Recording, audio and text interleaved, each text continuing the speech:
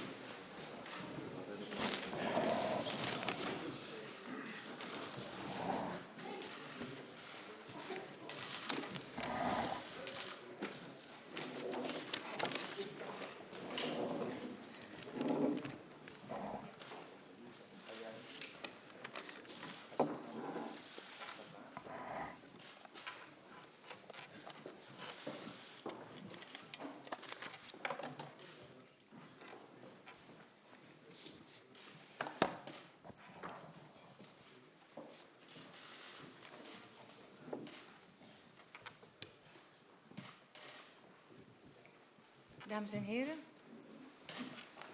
van harte welkom bij de bijeenkomst over de brand aan de kelders.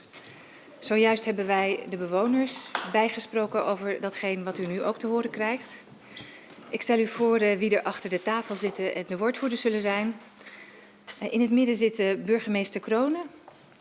Aan zijn rechterzijde zit Gerard Veenstra, officier van justitie.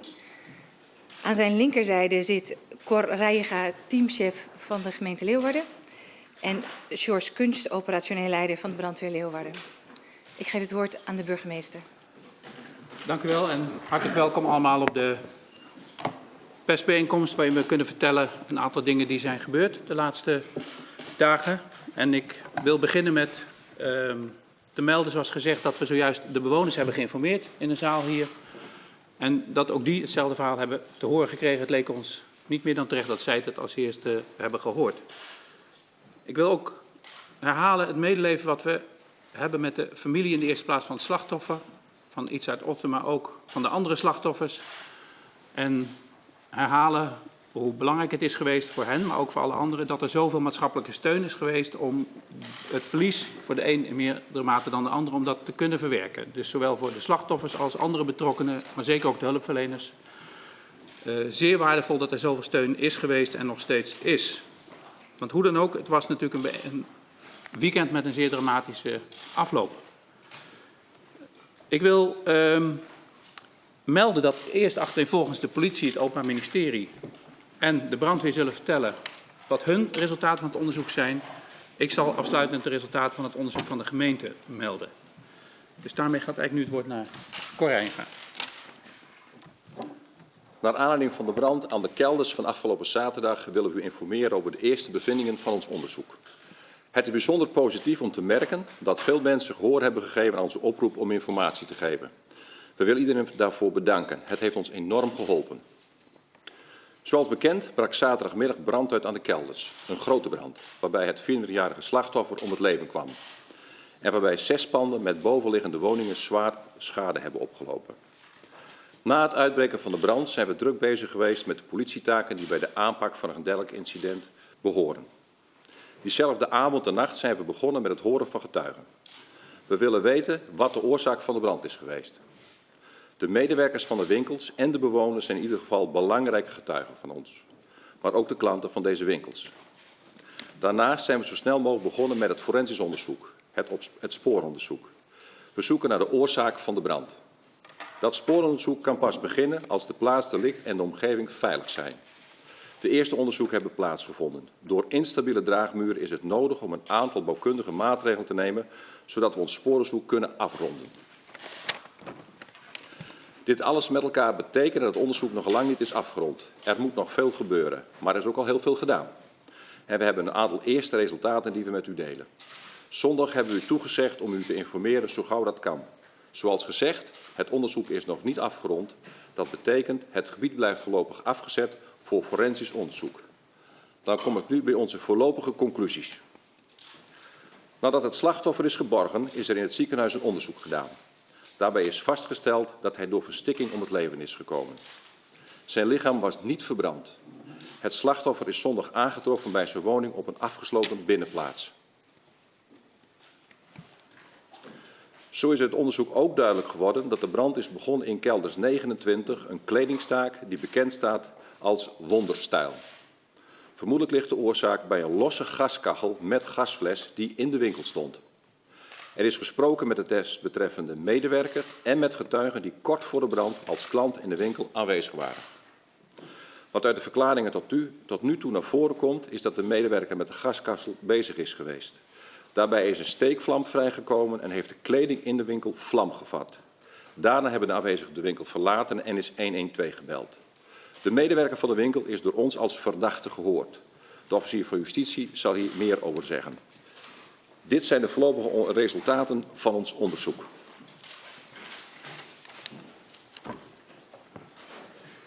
Geert Vreenstra van het Openbaar Ministerie. Ja, dank u wel, voorzitter.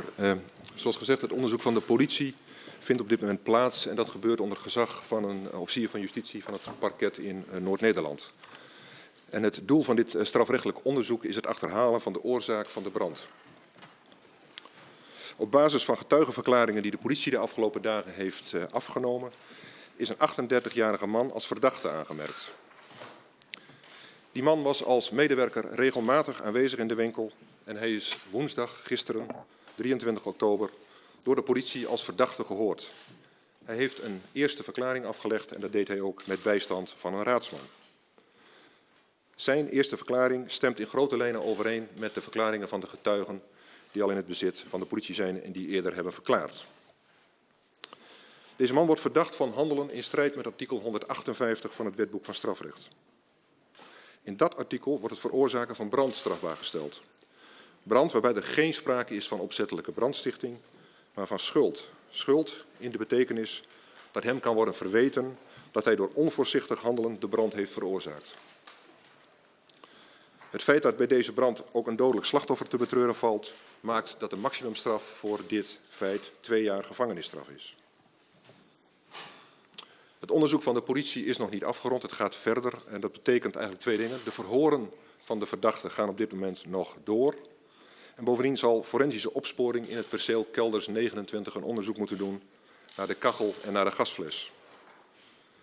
Dit onderzoek kan pas plaatsvinden zodra de situatie in dat pand stabiel is en de politie daar veilig kan werken. Resultaten van dit forensisch onderzoek zijn van belang voor de bewijsvoering in de strafzaak. Alle betrokken panden zijn op dit moment nog aangemerkt als een plaatsdelict en dat betekent dat onder gezag van de rechtercommissaris hier in Leeuwarden daar een onderzoek plaatsvindt. Zodra het onderzoek is afgerond, het strafrechtelijk onderzoek is afgerond en ook het procesverbaal is opgemaakt, zal de officier van justitie te zijner tijd een beslissing nemen over vervolging in deze zaak. Dank u wel. Dank u wel. Jos Kunst van de brandweer. Even deze microfoon vermoedelijk die kant op.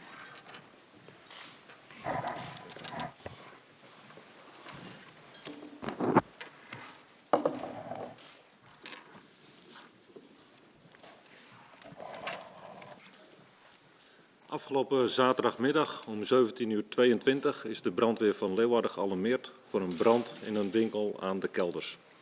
En bij een dergelijke melding worden standaard 2 blusvoertuigen en een hoogwerker gealarmeerd. Omdat er vanaf het eerste begin diverse melders bij de meldkamer melding maakten van een uitslaande brand en omdat het bekend was dat zich boven de winkels ook woningen bevonden, is er 1 minuut later al een derde blusvoertuig gealarmeerd. Het eerste blusvoertuig was om 17:28 ter plaatse aan de zijde van de kelders. Het tweede blusvoertuig was 1 minuut daarna ter plaatse aan de kant van de Poststraat. En ook het derde blusvoertuig is gedirigeerd naar de zijde van de Poststraat. Aan de zijde van de kelders was op dat moment sprake van een grote uitslaande brand in het pand Kelders 29, waarbij er al sprake was van een doorslag naar het pand Kelders 31. Vlak na het ter plaatse komen van de eerste eenheid aan de Poststraat heeft de meldkamer een melding binnengekregen van een persoon die zich nog in een woning aan de Poststraat 38 bevond. En volgens informatie van de meldkamer kon deze persoon vanwege de zware rookontwikkeling op de gang en in het trappenhuis van het pand Poststraat 38 zijn woning niet meer langs de gebruikelijke weg verlaten. Via het raam van zijn woning op de eerste verdieping is hij naar buiten gegaan, waarbij hij zich heeft begeven op een binnenplaatsje. De brandweer heeft een aantal pogingen ondernomen om via het balkon van Poststraat 36 en het dak van Poststraat 38 het binnenplaatsje te bereiken. Daarbij zijn er door de mensen van de brandweer bijzondere risico's genomen. Hun pogingen hebben er helaas niet toe geleid dat het slachtoffer van het binnenplaatsje kon worden gered. Uiteindelijk hebben de mensen van de brandweer zich vanwege hun eigen veiligheid terug moeten trekken. Op dat moment was het contact tussen meldkamer en slachtoffer al langere tijd verbroken en moest voor zijn leven al ernstig worden gevreesd. Nadat de reddingspoging moest worden gestaakt, heeft de brandweer zich verder gericht op het voorkomen van verdere uitbreidingen van de brand. Daarbij zijn uiteindelijk meer dan 100 brandweermensen van 12 korpsen uit de hele regio Friesland ingezet. Nadat de brand onder controle was, heeft het brandweerteam dat de reddingspoging heeft ondernomen, onder leiding van de politie op zondagochtend het lichaam van het slachtoffer geborgen. En deze dramatische brand heeft ook een diepe indruk gemaakt op onze brandweermedewerkers. En voor de medewerkers is dan ook afgelopen zondag gelijk een nazorgtraject opgestart. Vandaag is meer duidelijkheid gegeven over het ontstaan van de brand. En deze brand heeft zich gekenmerkt door echt een zeer snelle brandontwikkeling met een zeer zware rookontwikkeling. En voor de brandweer is dit aanleiding om nader onderzoek te laten verrichten naar het brandverloop. De veiligheidsregio Friesland zal in deze opdracht geven aan een externe partij om het brandverloop van deze brand nader te onderzoeken. Dat zal in nauwe afstemming plaatsvinden met gemeente, politie en Openbaar Ministerie. Dank u wel. Dank je wel. Ik zal een aantal opmerkingen nog maken over het onderzoek wat de gemeente heeft gedaan. Allereerst kan ik melden dat de nazorg natuurlijk nog steeds doorgaat, maar snel en voortvarend is onze indruk. Dus zo snel mogelijk zijn en worden de slachtoffers geholpen, bedrijven en bewoners, aan nieuwe huisvesting en andere dingen die nodig zijn. We ondersteunen ze daarbij breed. Ik zal er nu verder niet in detail op ingaan, maar herhaal graag de dank, ook namens hen, voor alle steun die ze van buiten hebben gekregen. Sommige panden zijn nog steeds niet toegankelijk, of omdat ze onveilig zijn, fysiek onveilig, of omdat ze nog onderdeel zijn van het plaatsdelict, waar de politie dus nog onderzoek moet doen. De panden zullen elk afzonderlijk vrij worden gegeven op het moment dat dat kan. Natuurlijk zo spoedig mogelijk, maar dat zal soms nog even duren. Omdat dat nou eenmaal het onderzoek voorgaat en ook het stabiliseren tijd kost.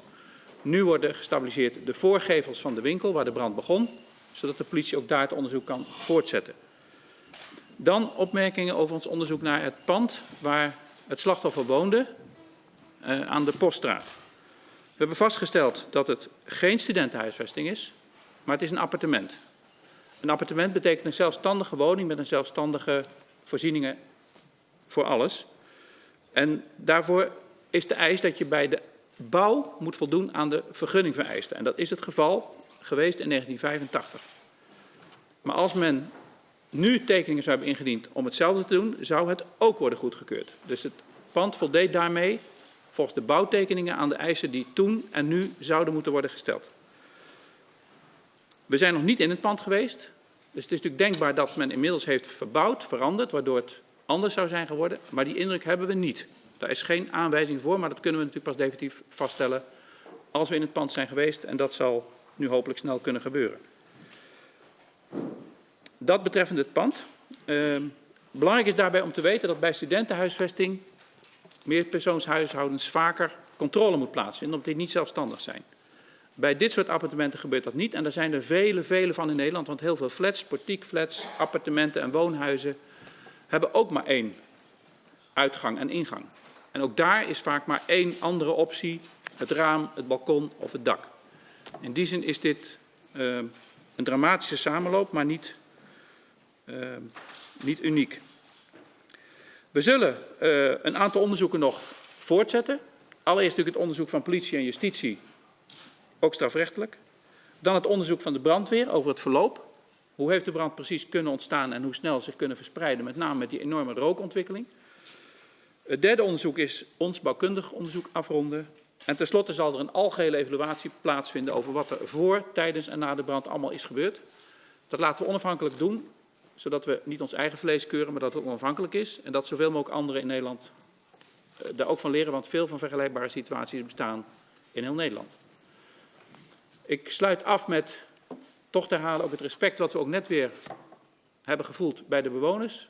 Hoe zelfredzaam ze ermee omgaan, hoe gek dat ook klinkt, en hoe sterk ze zijn, maar niettemin ook hoeveel steun ze nodig hebben. Dus dat is toch de hoofdzaak. We blijven ze steunen vanuit de samenleving en vanuit de diensten zoals we hier zitten.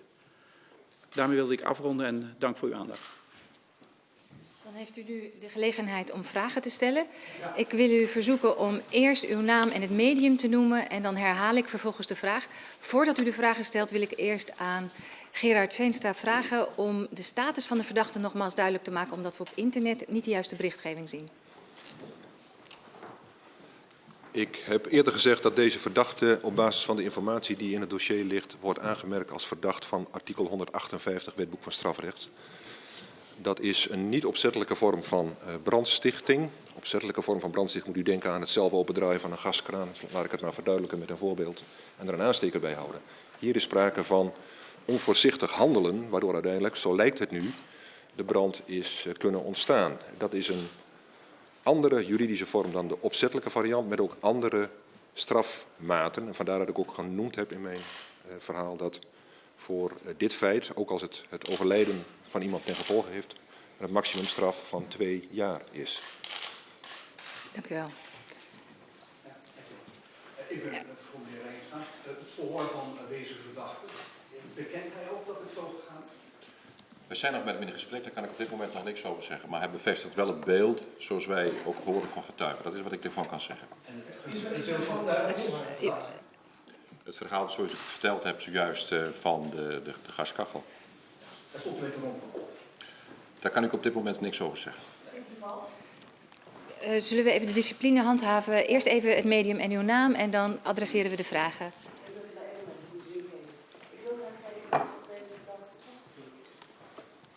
Zal ik daar antwoord op Ja? geven? Ja.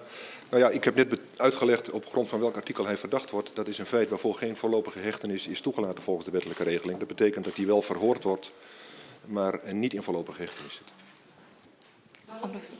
Sorry, Nou, dat hier zei ik net, vooraan? omdat er geen wettelijke grond is om voor feiten waar maximaal 2 jaar gevangenisstraf op staat, in voorlopige hechtenis te zitten of te blijven. Hij woont maar onder Friesland. Die winkel zou dichtgaan. Is er een verklaring afgegeven waarom hij op dat moment bezig was met dat vasthouden? Wij zijn nog steeds met hem in gesprek en ook daar kan ik op dit moment nog geen antwoord op geven. Hoe is het met de bewoners? Hoe hebben die hierop gereageerd in de enkele? We merkten de emotie, omdat voor mensen natuurlijk nu heel veel informatie opeens is gekomen. Zowel over de brand, de oorzaak van de brand en natuurlijk vooral ook over hoe het slachtoffer zijn laatste half uur moet hebben beleefd. En je voelde de emotie bij de bewoners. Omdat ze er zo dicht op hebben gezeten, sommigen zelfs medebewoners waren. En vandaar dat ze nu ook nog, enerzijds natuurlijk nu weten hoe het is gegaan. Aan de andere kant ook dat weer moeten verwerken. En ik heb ook een oproep gedaan, niet zozeer aan de bewoners, maar in het algemeen. Dit kan een hoop speculaties vermijden. We hebben veel speculaties gehad de laatste dagen. Dat is ook onvermijdelijk, maar nu is toch een hoop duidelijk. En hoop ik dat mensen ophouden met speculaties. Een van de speculaties zou onder andere zijn dat ze in de winkel wel strafbare feiten zich voordelen. Dus daar onder andere in rust gehandeld worden. Is daar sprake van? Zal ik er iets van zeggen? Ja. Daar is bij ons op dit moment absoluut geen sprake van dat dat bekend zou zijn. Wat betekent het nu eigenlijk verzekeringstekens voor de mensen daar? Nou ja, Ja, daar kan ik iets algemene iets van zeggen. Wij zijn met een strafrechtelijk onderzoek bezig, politie en openbaar ministerie. Je zou die vraag over de verzekeringstechnische kant aan de schade-experts en aan de verzekeringsmaatschappijen moeten stellen, want dat is uiteindelijk een civiele kwestie. Maar uiteraard geldt altijd dat als iemand iets heeft gedaan wat een ander schade berokkent, dat er een civielrechtelijke procedure is. Dus die kan dan gevoegd worden. Maar dat gaat nu te ver om daarop te antwoorden, omdat dat allemaal wordt uitgezocht wie in welke verhouding tot elkaar stond enzovoorts. Ik geef daar nu geen antwoord op. Ja, wat was het obstakel waardoor de brandweer niet bij het slachtoffer kwam? George? Ja, nou de brandweer die heeft dus begrepen van de meldkamer dat het slachtoffer niet meer zelfstandig zijn woning kon verlaten via gang- en trappenhuis. Vervolgens heeft de brandweer ook gekeken of zij ook andere toegangen hadden. En ook de toegang naar Poststraat 38. Ook de brandweer constateerde daar een muur van zwarte rook. Vervolgens heeft men ook nog gekeken op nummer 36 of men daar naar binnen kon. Daar was al een doorslag.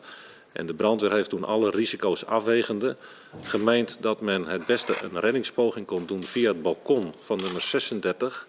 En door vervolgens over te stappen op het dak van nummer 38. Zo is men ook richting het binnenplaatsje gekomen. Maar aangekomen bij dat binnenplaatsje, dan moet je dus nog een aantal meters naar beneden weer. En op dat moment hadden ze daar en een ladder nodig en een ademlucht moest verwisseld worden. Zij moesten toen terug om die ladder op te halen. En op dat moment was er zodanige sprake van een branduitbreiding ook richting nummer 36. Dat het daarna niet meer verantwoord was om nog terug te keren. Het slachtoffer was dus op de binnenplaats vlak achter de voorgevel van de Poststraat aan de achterkant. Ja, een voorgevel. Het is de... Nou ja, dat is eigenlijk de gegevens van de woningen aan de Poststraat. Ja. Mag ik het even toelichten aan de hand van een kaartje? We hebben een kaartje. Een foto. Er komt een oersig nou op het beeldscherm te staan van de postritten, de binnenmastritten en de kelders. Daarop zullen we dan wachten om wie ze het slachtoffer dan dus krijgt voen is. En hij houdt zijn handen bij, de microfoon en trekt in de Je hand. ziet hier de zijde van de Poststraat. Hier is het pand nummer 38, pand nummer 36. En dit vlekje hier, dat is de binnenplaats. Het pand 38 kon binnendoor niet meer verlaten worden. De woning van het slachtoffer bevond zich aan deze zijde hier. En het slachtoffer heeft dit binnenplaatsje bereikt door uit een raam van zijn woning te stappen. De brandweer heeft vervolgens via het balkon van nummer 36 zijn ze hier het dak opgegaan. Zijn die kant richting het binnenplaatsje gelopen. En hebben daar dus onverrichte zaken terug moeten keren, omdat ze daar op dat moment niets konden doen. Toen zijn wederom die kant op wilden.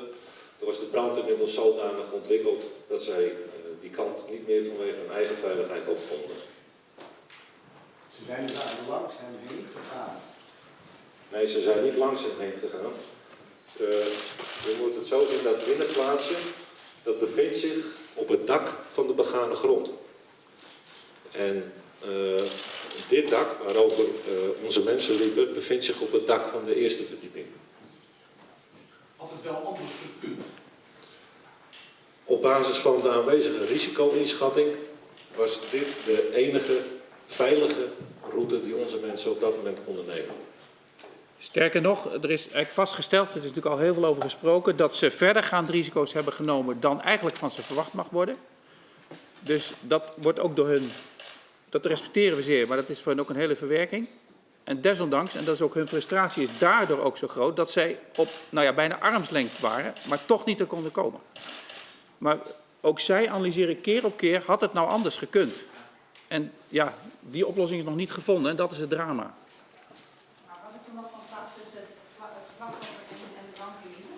Ja. Ja, de brandweerlieden die hebben hier met een warmtebeeldcamera hebben ze het slachtoffer zien liggen, maar het slachtoffer was op dat moment buiten bewustzijn. Er was visueel contact, geen mondeling contact.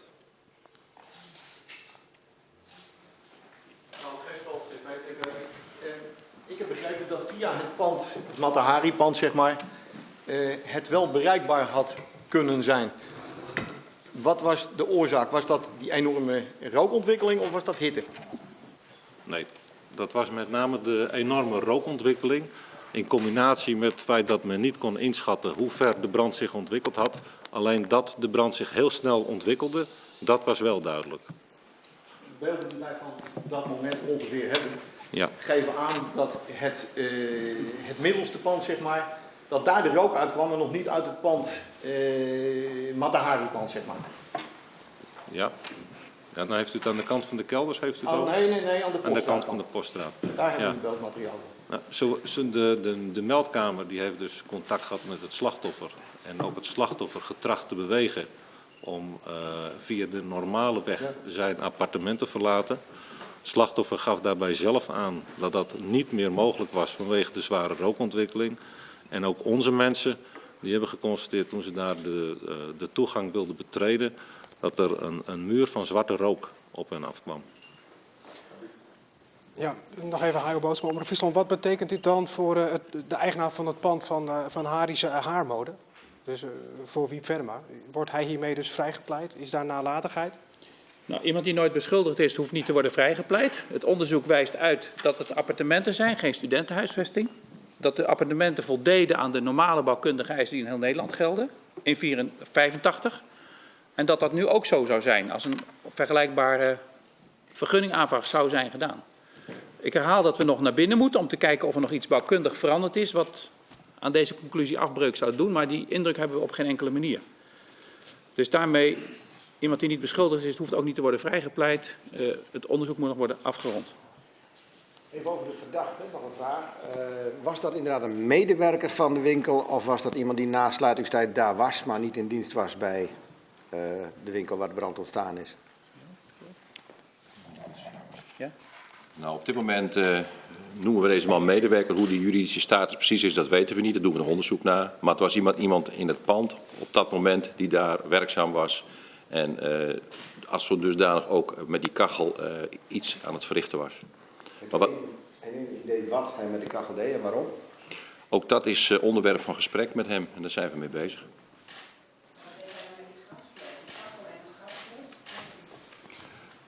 Voor zover wij weten was die kachel met gasles bedoeld, logisch natuurlijk voor de verwarming. Maar hoe dat precies zit, daar zijn we nog over in gesprek met hem. Is dat niet iets wat gasflessen en gaskachels in winkels, dat klinkt voor mij een beetje houtje touwtje. Ik zie u knikken. Dat zal uit het onderzoek blijken. Maar is dat normaal in Leeuwarden dat je in oude panden gaskachels met wat gasflessen neerzet en daar nog honderden mensen ontvangt in je winkel? Natuurlijk is dat niet normaal. En uiteraard moet uit het onderzoek ook blijken wat is daar precies gebeurd, wat voor kachel was het, waar is het misgegaan, was er een normale rookgasafvoer. Maar de eigenaar van het pand, of de ondernemer, wat zegt hij over de aanwezigheid van een gasfles met een gaskachel? Wij zeggen nu nog niet veel over wat we verder weten, omdat er verhoren nog plaatsvinden en we niet via de openbaarheid de onderzoeken ook willen verstoren. Dus in dit stadium houden we het hierbij, als u het goed vindt. Het is wel een onderwerp van gesprek met de ondernemer. We bespreken alles met de verdachte en met alle betrokkenen. En u moet begrip voor hebben dat we helaas nu niet details kunnen geven, want dan gaan we zelf ook weer voeding aan speculaties geven. Ik heb Wat is de woonplaats van de verdachte? Gerboskroppen, Leeuwenkrant. Zoals gebruikelijk doen we daar op dit moment, ook in het belang van die verdachte in de verhoren die plaatsvinden, geen mededeling over en detail over persoon of achtergronden of bijzonderheden over deze verdachte. Ja, maar nu niet. Maar nu niet. Ik heb een aantal oudbewoners gesproken die 10, 12 jaar geleden in de Poststraat woonden. Toen heeft de gemeente samen met de brandweer volgens die oudbewoners een grote actie gedaan richting brandveiligheid. Brandwerende voorzieningen aangebracht in sommige panden aan de achterkant van de Poststraat. Daar zou ook het pand van Wiep Venema bekeken zijn. Heeft u gegevens over die onderzoeken die toentertijd volgens oudbewoners? Nee, we hebben dat soort gegevens niet teruggevonden. Het hoeft ook niet, hè, wat ik al zei. Het hoeft niet periodiek of wat dan ook gecontroleerd te worden. Er zijn ons ook geen aanwijzingen over bekend, maar we zullen het pand natuurlijk nog betreden en dan kijken of het nog voldoet aan de eisen conform de bouwtekening. Dus totdat we dat onderzoek hebben afgerond, kan ik er niet meer over zeggen, maar in de dossiers is niks terug te vinden. Ja, mevrouw? Dus een medewerker van deze winkel zit, die is verdachte, maar hoe zit het dan met de eigenaar? Want die is toch eigenlijk Er werd nog vrijgetrokken, Hart van Nederland, hoe het nou zit. Dus maar de eigenaar van de zaak. Wat ik al zei, het onderzoek richt zich nu op het achterhalen van de oorzaak van de brand. Daar zit deze meneer voor vast. Dat onderzoek is nog vrij pril als het gaat over de verhoren, want die zijn gisteravond begonnen. En dat betekent dat wij op dit moment nog steeds bezig zijn met allerhande feiten te verzamelen. Maar we hebben op dit moment 1 verdachte voor 158 bij het boek van strafrecht. Nee, dat begrijp ik. Dus, de ja. eigenaar in deze is toch verantwoordelijk voor wat er zijn Dit- allemaal op dit gebied plaatsvindt? Nou ja, dit is denk ik al eerder gezegd. Dit soort vragen komen natuurlijk als onderdeel van ook het strafrechtelijk onderzoek vanzelf aan de orde. Maar we zijn nu bezig met het achterhalen van wat is daar precies gebeurd. Dan komt de vervolgvraag over wat dat betekent voor deze verdachte, misschien voor anderen. Die komt vanzelf aan de orde. Daar kan ik niks over zeggen nu. Dat begrijp ik, maar in het algemeen dan? Is een eigenaar in het algemeen dan verantwoordelijk wat er in zijn pand gebeurt op dit gebied? Ik kan er in het kader van het strafrechtelijk onderzoek wat nu loopt geen algemene uitlating over doen. Dus dat doe ik ook niet. Voor alle duidelijkheid, zit de verdachte nu wel vast of zit die niet vast? Ik heb al eerder gezegd dat deze verdachte verdacht is van een feit waarvoor geen voorlopige hechtenis is toegelaten. Dus Misschien kunt u het antwoord afwachten? Dus Misschien kunt u het antwoord afwachten. Dus zit hij ook niet vast. Hij wordt verhoord. Hij verschijnt daartoe telkens als de politie hem uitnodigt. Maar zit niet in voorlopige hechtenis. Nog een vraag over de verloop van de avond. In de loop van de avond werd duidelijk, zeker ook via sociale media, dat er mogelijk nog iemand in het pand was. Toch werd er op dat moment de mededeling gedaan volgens de heer Venema, was hem om 8 uur nog verzekerd dat de panden leeg waren. Is daar een reden voor? Is daar misschien nog juist tegen informatie verstrekt? Nou, ik weet in ieder geval zelf, want zo was ik wel betrokken en op de hoogte, dat expres is gezegd, zolang het onderzoek loopt en we niet precies weten, is die er nou? Is die omgekomen of niet? Is tot veel later in de avond en nacht gezegd. We doen geen enkele mededeling naar buiten toe, maar ook toen waren er natuurlijk allemaal speculaties en geruchten. Dus dat gaan we allemaal precies nog terug evalueren. Maar het was een beleidskeuze van het team, ook van de lokale burgemeester, om op dat moment dat niet te vertellen, totdat dan die persconferentie was waarin jullie het wel hebben gezegd. Ja, dat is bewust. Op dat moment helemaal niet te speculeren op de aanwezigheid van een persoon, sowieso. Ja. Hoe is het trouwens met vervangende woonruimte? Heeft iedereen op dit moment vervangende woonruimte gevonden? Is dat geregeld? Het gaat wel heel goed, maar er zijn altijd een paar. Het duurt altijd even. Het gaat volgens schema. En we horen straks weer van de bewoners ook waar nog knelpunten zitten. Maar iedereen heeft individuele begeleiding vanuit de gemeente en meestal ook de woningcorporatie. Mensen moeten dan natuurlijk ook een woning bekijken, moeten al of niet de eerste accepteren. Dus soms duurt het langer, maar is dat niet erg en hoort het erbij. Maar we horen daar geen klachten over die niet oplosbaar zijn. Er zijn geen knelpunten. U zegt van knelpunten die mogelijk opgelost moeten worden. Die zijn er nog niet. Nee, nog niet. Ik stel voor dat we naar de laatste vraag gaan. Daarna is er nog wel gelegenheid om individueel vragen te stellen als dat niet over gegevens gaan die al in de persconferentie verteld zijn. Wie wil de laatste vraag? Dat wordt even John. Dan de eerste vraag stellen. Dan dank ik u Heren. allen wel voor uw aanwezigheid en uw komst.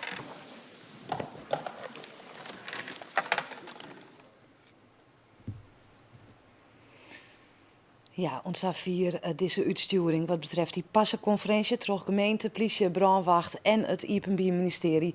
Het is duidelijk geworden dat een 38-jarige man, een meewerker van de winkel aan het pand op nummer 29, dat de brand ontstier.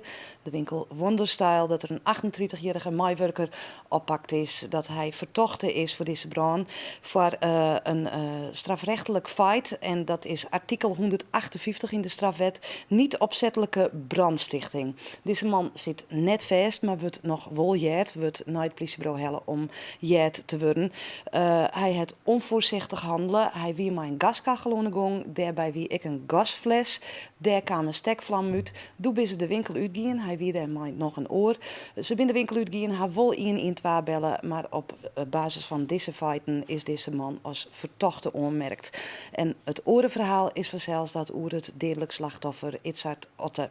De brandwecht het bij hem west, heel dicht bij hem west, op een armlengte, zei George Koens van de brandwacht. Maar ze konden net bij hem komen terug de reekontwikkeling. En omdat ze net wisten hoe de brandontwikkeling verder wezen zou, Itzhard Otte het nog wel het advies kregen om via de gewone waai het pand uit te komen. Maar hij meldde dat dat net meer koe is via een ruut op een binnenplak te lanen kwam en is toch verstikking daar om het lippen kwam. Dat zijn de wichtigste zaken die het nota uit die passenconferentie kwam binnen. Als om 6 uur dan ben we er weer met Joet dan volle meer oer de brand en de gevolgen daarvan en de nasleep. Graag ontaast. Doeg.